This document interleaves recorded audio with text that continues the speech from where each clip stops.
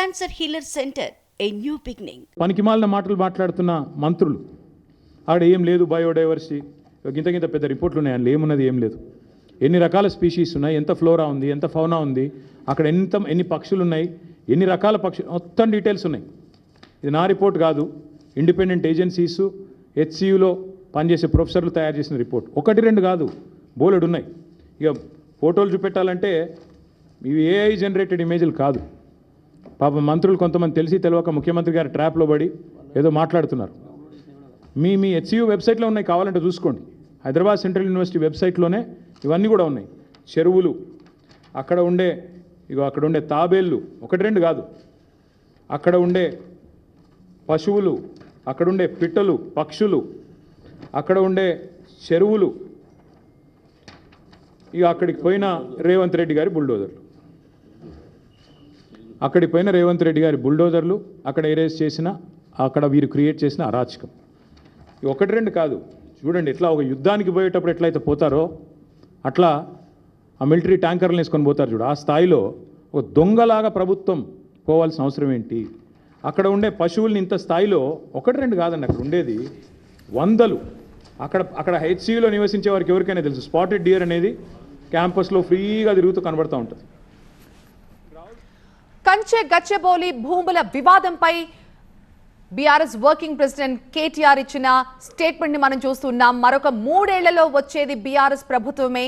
ఆ భూములు ఎవరైనా కొంటే ఖచ్చితంగా మళ్ళీ వాటిని వెనక్కి తీసుకుంటాం, ఇదే మా విధానం అంటున్నారు. అద్భుతమైన ఎకో పార్క్ ని మళ్ళీ ఏర్పాటు చేసి ప్రజలకు దాన్ని గిఫ్ట్ గా ఇస్తామంటున్నారు. ఆ 400 ఎకరాలని ఎవరు కూడా కొనద్దు, ఎవరైనా కొన్నా కూడా తర్వాత తమని ఏవి అంటానికి వీల్లేదు. తాము అధికారంలోకి వచ్చిన తర్వాత ఆ భూముల్ని ఖచ్చితంగా వెనక్కి తీసుకుంటామంటున్నారు బీఆర్ఎస్ వర్కింగ్ ప్రెసిడెంట్ కేటీఆర్. మా పార్టీ తరఫున మేము మాటిస్తున్నాం, 3 ఏళ్లలో మేము ఖచ్చితంగా మళ్ళీ ప్రభుత్వంలోకి వస్తున్నాం. ప్రభుత్వంలోకి వచ్చిన తర్వాత మేము ఆ 400 ఎకరాలని మొత్తం హైదరాబాద్లో, మొత్తం తెలంగాణలోనే అతి పెద్ద ఈకో పార్క్గా ఏర్పాటు చేస్తాము.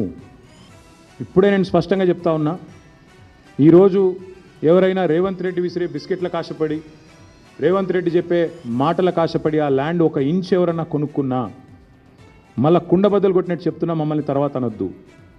ఖచ్చితంగా ప్రతి ఇంచు తిరిగి వెనక్కి తీసుకుంటాము.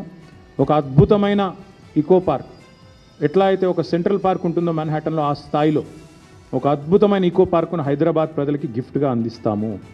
అటు సెంట్రల్ యూనివర్సిటీ విద్యార్థులకు ఆ గిఫ్ట్గా ఉంటుంది, హైదరాబాద్ ప్రజలకు కూడా ఇది ఒక గిఫ్ట్గా ఇస్తాము. ఇది మా కమిట్మెంట్, ఇది మా బాధ్యత.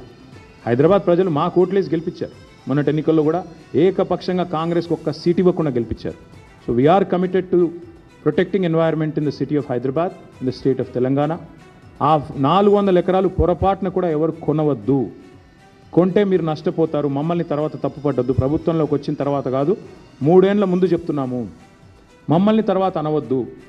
ముందే చెప్తున్నాము, ఈ ప్రభుత్వం రియల్ ఎస్టేట్ విస్తరణ కాంక్షతో పనిచేస్తుంది. Cancer healer centre, a new beginning.